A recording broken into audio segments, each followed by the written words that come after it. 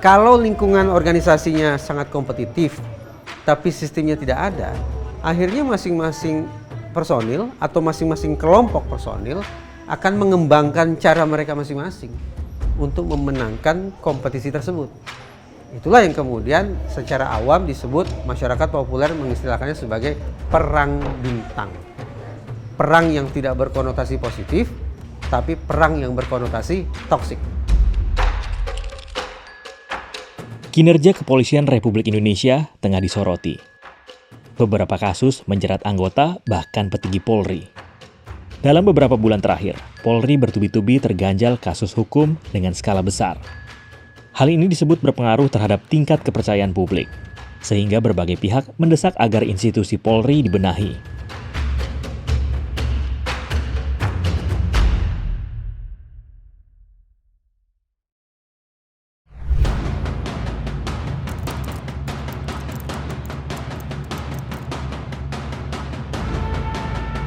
Begitu ada peristiwa, FS runyam semuanya dan jatuh ke angka yang paling rendah.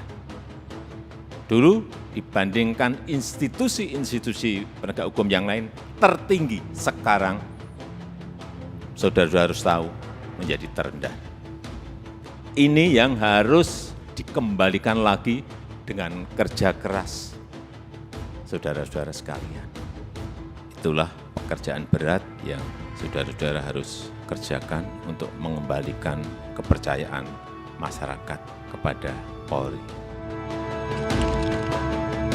Saya kira itu sebagai isyarat bahwa Presiden berharap soliditas itu tidak hanya sekedar lip service, tapi benar-benar diwujudkan dalam keadaan yang benar-benar dilaksanakan.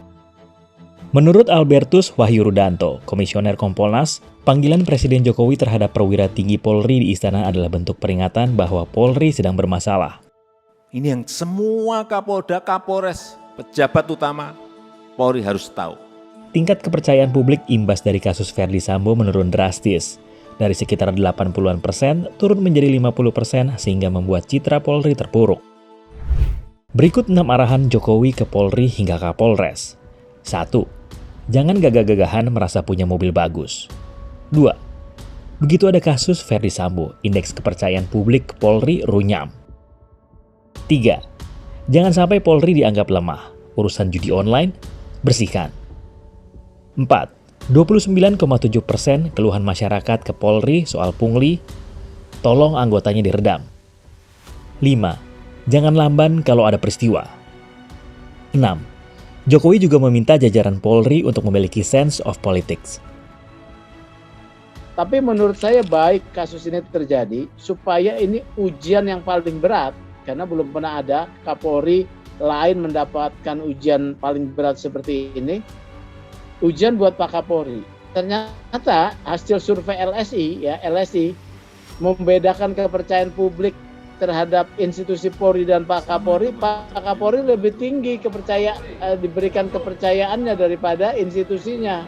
Kan agak aneh ini ya.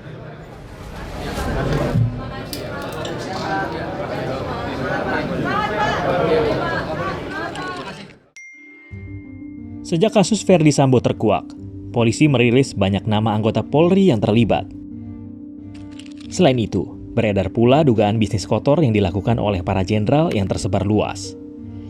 Isinya seperti suatu skema kekaisaran atau bagan yang disebut Ketua IPW mirip dengan bagan-bagan yang dibuat anggota polisi berdasarkan pengalamannya ketika mengadakan gelar perkara bersama kepolisian. Terbaru, kasus yang menjerat Irjen Teddy Minahasa yang diduga menjadi pengedar sabu 5 kg.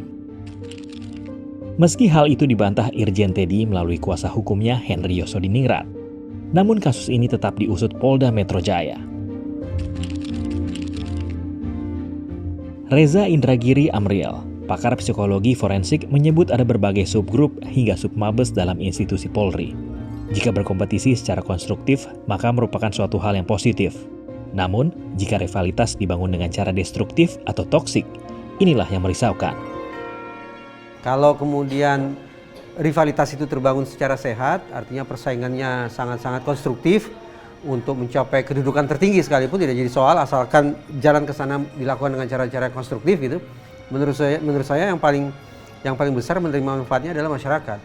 Yang merisaukan adalah, dan ini sebetulnya juga berdasarkan penelitian, yang merisaukan adalah antar klik di dalam organisasi kepolisian itu berbenturan satu sama lain dengan cara-cara yang destruktif.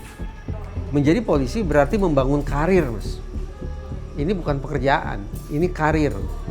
Nah, kursi kepimpinan itu kan terbatas. Sementara jumlah personil polisi yang bersaing, yang berkarir itu pasti jumlahnya banyak.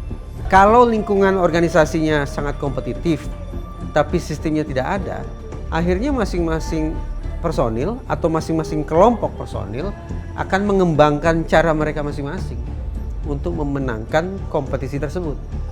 Itulah yang kemudian secara awam disebut, masyarakat populer mengistilahkannya sebagai perang bintang. Perang yang tidak berkonotasi positif, tapi perang yang berkonotasi toksik.